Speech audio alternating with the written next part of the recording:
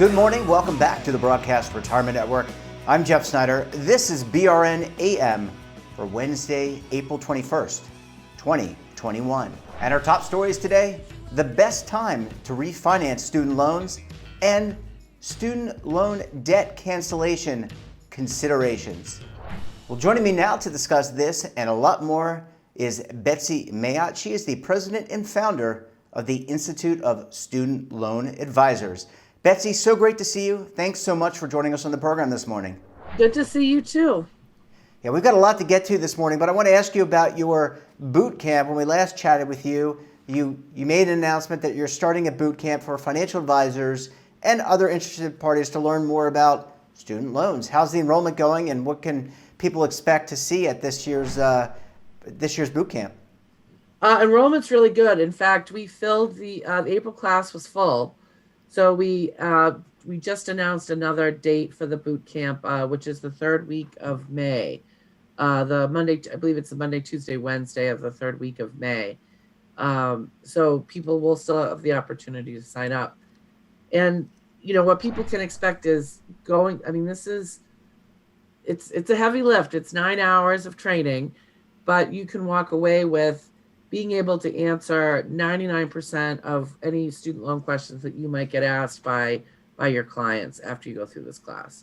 Yeah, and I can imagine that maybe your cats might be joining, hopefully over a period of time, and really liven things up. But I have to think that one of the top questions that people get asked is, when's the best time for me as an individual or for my child to refinance their student loan? And I don't know if there's a rule of thumb, Betsy, but you're the person to ask. Well, there are some rules of thumb. First of all, the vast majority of borrowers should not be thinking about refinancing their federal student loans. Federal student loans have a lot of protections and opportunities for relief that private loans just don't have. And once you refinance a federal loan into the private loan program, there's no take backsies. So once you've done it, it's done. And I know there was a lot of people we saw that may have refinanced their federal student loans into the private program in the past that were really regretting it during this pandemic because, of course, the relief that Congress offered student loan borrowers was not offered to private loan borrowers. But for those borrowers that have private loans, and you know maybe those private loans have high interest rates, or perhaps they have a cosigner that they'd like to relieve from the legal responsibility for those loans, there are certain things to look for when refinancing. First of all, you want to see where interest rates are. And right now, interest rates are fairly low, so it's not necessarily a bad time to get a refinance, especially if you can get one with a fixed interest rate and sort of lock in the current low rates. But you also want to make sure that you're the best candidate for those low rates. The best private loan refinancing products are looking at things beyond what we would normally expect a lender to look for. They're, of course, looking for a good credit score. They're looking at your debt to income ratio. They're looking that your income is dependable. But they're also, some of them are looking for things like what school you graduated from. Did you graduate at all? What degree did you graduate with? So if you want sort of the cream of the crop for the refinancing products out there, those are the kinds of things you want to have under your belt. The other thing to think about, I run into a lot of borrowers that like they just graduated or they're about to graduate, and so they want to look into refinancing now. And I'm not saying don't look at it now, but what can go a long way to getting the best deal on a refinance is showing a history of on-time repayment. So a lot of people might benefit from making on-time payments for a year or even 2 years before looking into refinancing. And that could really help, you know, in terms of the credit report, that consistent payment. I mean, that's what any borrower wants to see, or issuer wants to see, is that you're going to pay back your loan. You're not going to default. You're not going to have a problem paying. You're not going to come back later. So, Betsy, it seems like a good rule of thumb when borrowing in general, but maybe as it relates to student loans, start making payments, follow the amortization schedule, but also don't agree to an amortization schedule if you know you're not going to be able to fulfill it. Exactly.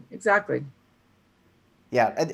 So, Betsy, a question that I have, and you laid out a lot of really interesting factors, and I was not aware that they look at the school you graduate from, and they look at the major. So maybe that gives people some pause to think about taking a student loan. Make sure you're getting your money's worth. But do those factors have a weighting? So are they evenly? So if you laid out 10 factors, are they each 10%, 10%, or some, in your estimation, and I know you're not a issuer of student loan debt or student loans, but how do they weight all this? It depends. So not all the lenders look at that, but what I'm finding is the most favorable refinancing products, they do tend to look at those factors, and how they weight them is unfortunately not super transparent. I do suspect it varies by lender though too. Some might consider the school type at 5%. Some might be 20%. So it depends on the lender. Yeah. Now, when it comes to credit, if you go to refinance your loan, we're talking private loans only. We're not talking federal loans. Betsy said, I think, not putting words in her mouth, but you want to not lose the benefits of the federal loans. We're talking private loans only. When you go and refinance, do they pull your credit report, and does that ping your credit report so that it shows someone looked at it?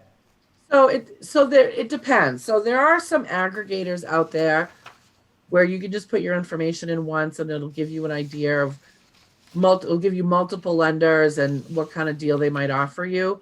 Those don't tend to be a hard pull, but when you actually submit an application, then they are going to do a hard pull. And a single hard pull, it's unlikely to negatively affect your credit. But if you're shopping around and you have multiple hard pulls, that can negatively affect your credit. Yeah, and my understanding is hard pulls tend to stay on the report, your credit report. So if you go to freecreditreport.com, you're entitled to once a year getting your credit report under normal circumstances. It'll stay there for 12 months, if I'm not mistaken. Is that correct? I'm not 100% sure either, but that sounds about right to me. Okay, and thank you, Betsy. And in terms of finding an issuer, someone who you're going to borrow from, are there rules of thumb there? Because, as you said, there are lots of products, lots to sift through. Where do you go to get information about this? Is it your website? Is it other websites? Are there other advisors out there who do this type of work? Well, I mean, really, you need to do your homework. You need to make sure you're reading the terms and conditions of the products that are out there. We have a rule here at TSLA that we insist on being completely neutral. So we're not going to recommend one lender over another. But what we do is we list all the private loan refinancers that we're aware of, and we list them in alphabetical order just to make it easier for people to do their own research. But there are also some companies out there that aggregate not all the lenders, but just the lenders they work with. So you can just punch your information in once, and it'll spit back multiple offers out to you. Those are probably, just like when you do, when you book travel and you use a third-party aggregator to see who has the best deal out there, but it doesn't show you all the deals that are out there. So you shouldn't rely, use the aggregators to get a feel for it, but make sure you're also doing research outside those aggregators. Yeah, because you always have to understand what their source of income is, right, and how they're making money, and they could be, you don't know this, but there could be people organizations that are promoting one organization over the other. That you got to figure out their revenue model. So it's always based to do independent research and also look at these services. Betsy, I want to take a quick break. When we come back, we'll talk to Betsy about student loan cancellation. Yep, this one still hasn't gone away, and it's still in discussion in the Congress and the White House. We'll talk more with Betsy about this, so stay tuned right here on BRN AM.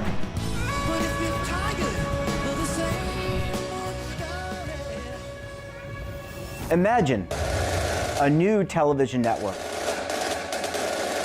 that will make you richer, healthier, and in control of your financial future.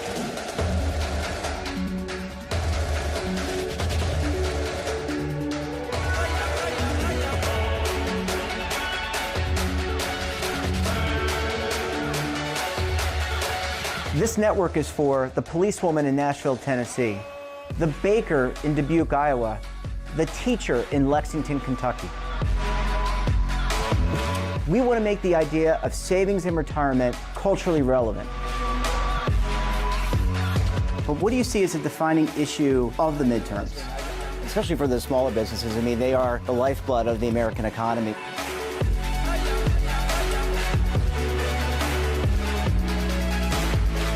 Featuring exclusive interviews, current affairs, and docuseries. 33 years old, you retired early. The philosophy is money only matters if it helps you live a life that you love. But you got to start thinking about retirement as soon as you get in. The Broadcast Retirement Network will drive very high engagement with premium partnerships. So this isn't retirement and savings for your parents or grandparents. This is for all Americans. And we're going to change the way you think about money.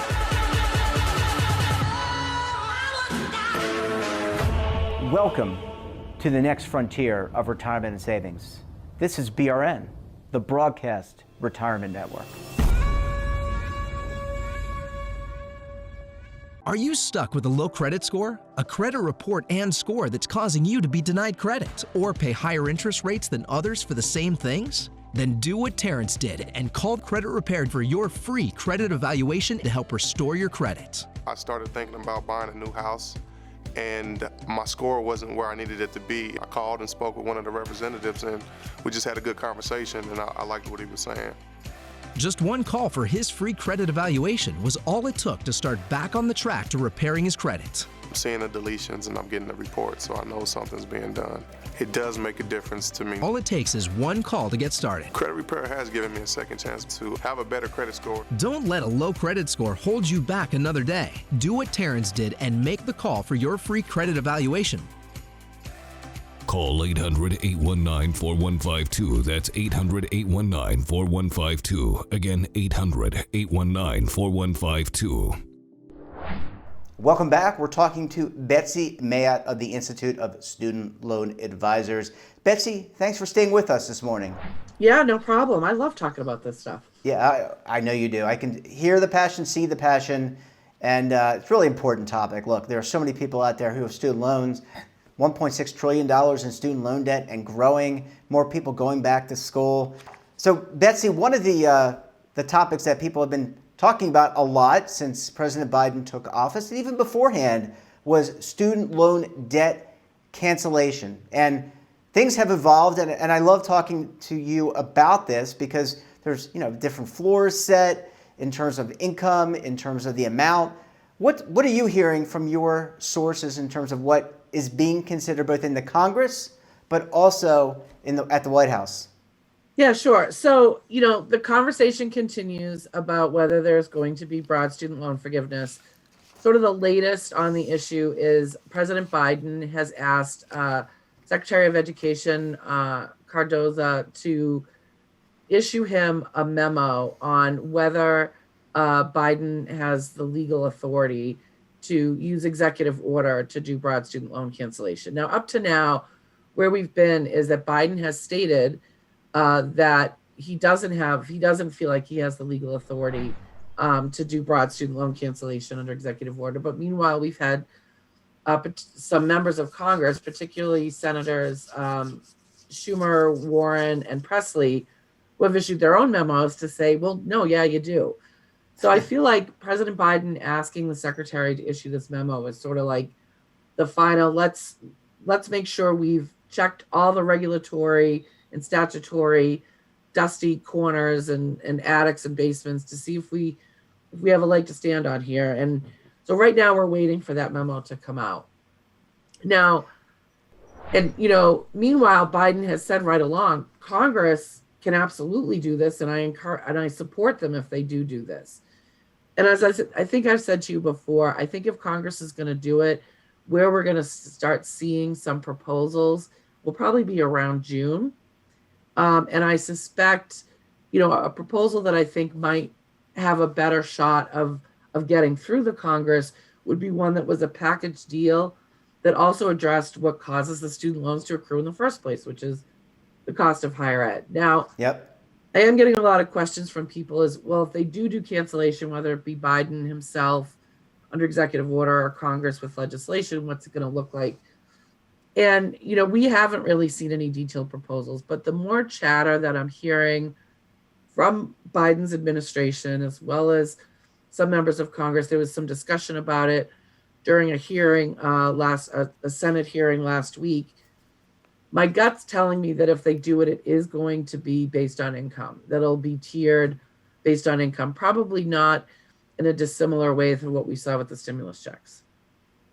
Yeah, and I'm just looking at some of the, I have a list here of some of the testimony, I guess, for, who was this? The Undersecretary of Education. They were talking about possible student loan debt cancellation due to the pandemic. That's number one. Public service loan forgiveness, and you mentioned low-income borrowers. So it looks like it's kind of all over the place, I guess. And, you know, the purpose of a legislative process is you have all these constituencies and you kind of have to fine-tune this. So it's kind of a wish list. You know, the executive branch's job is to suggest, and then the legislative job, at least traditionally, has been to actually pass legislation and get to a point through compromise, keyword there, compromise. So is this in line with what you're hearing? It is. So there's a couple other small programs that, you know, do result in student loan forgiveness, such as total and permanent disability, and the Biden administration has already offered some relief to borrowers that have qualified for that. Another one is borrower defense to repayment, which is for borrowers that were defrauded by their schools.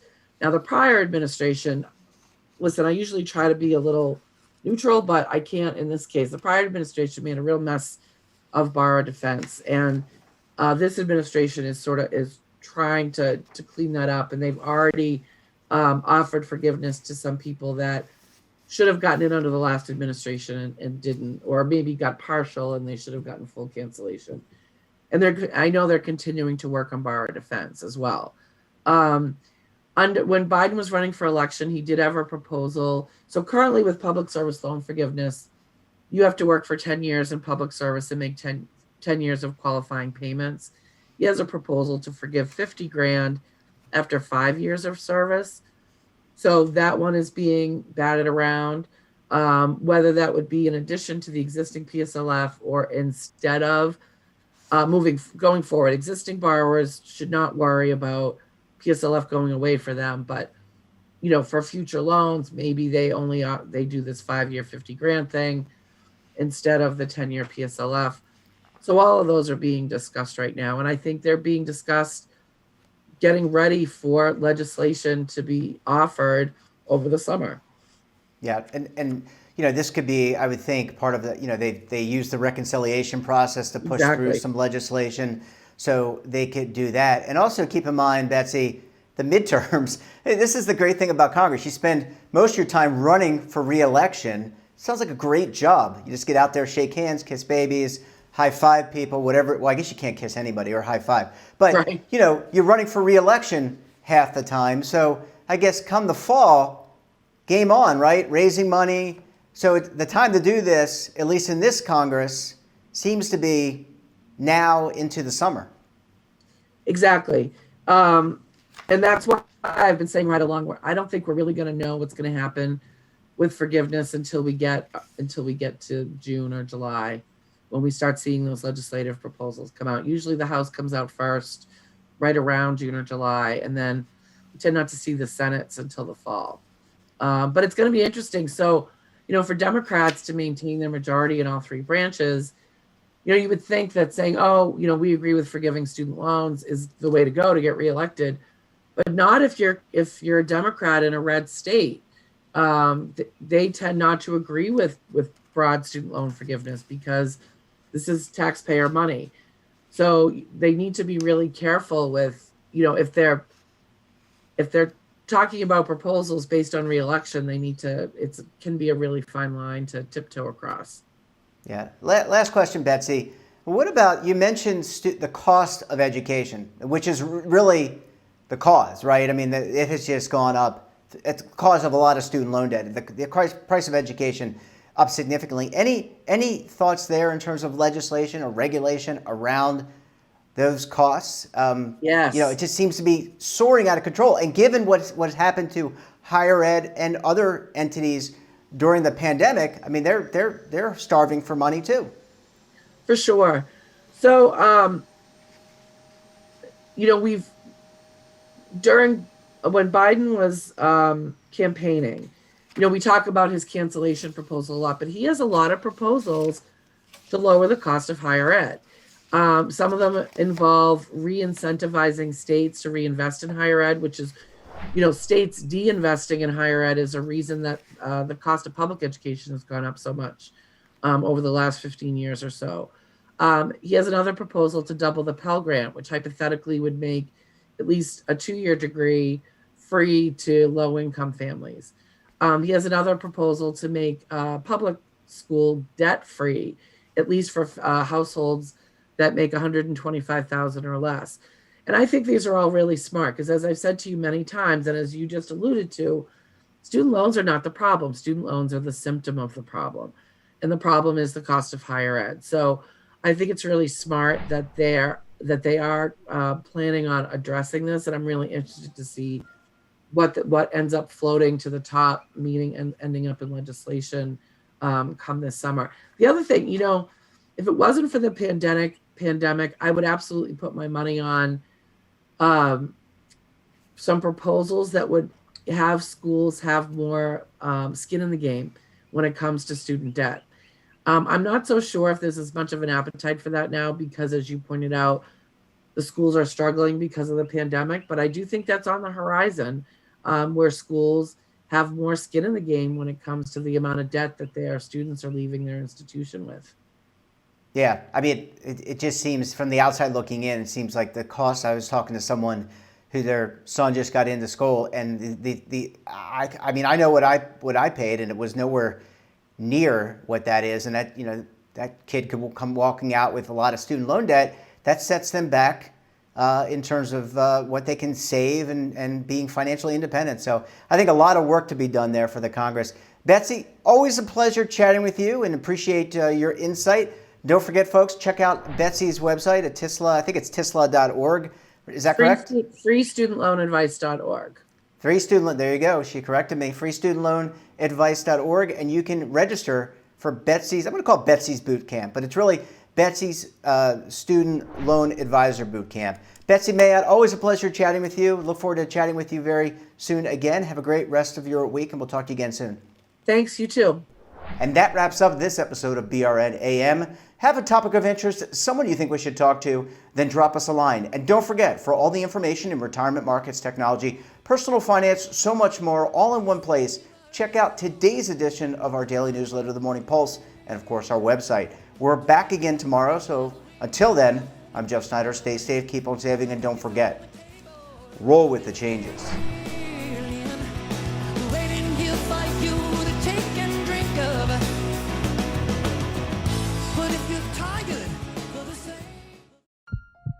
Are you being audited, and do you owe the IRS $10,000 or more in back taxes? Is the IRS threatening to take more of your money? Don't fight the IRS alone. The Tax Doctor is here to help you negotiate your tax bill and reduce your stress. The IRS can freeze your assets and seize your bank accounts, but you can stop these IRS actions. The Tax Doctor will work with you using our years of experience to represent your case to help you get the best resolution under the IRS guidelines. Help is here to deal with the IRS to reduce your stress. We've handled thousands of cases, so we know what we're doing. If you owe $10,000 or more in back taxes, do not call the IRS alone.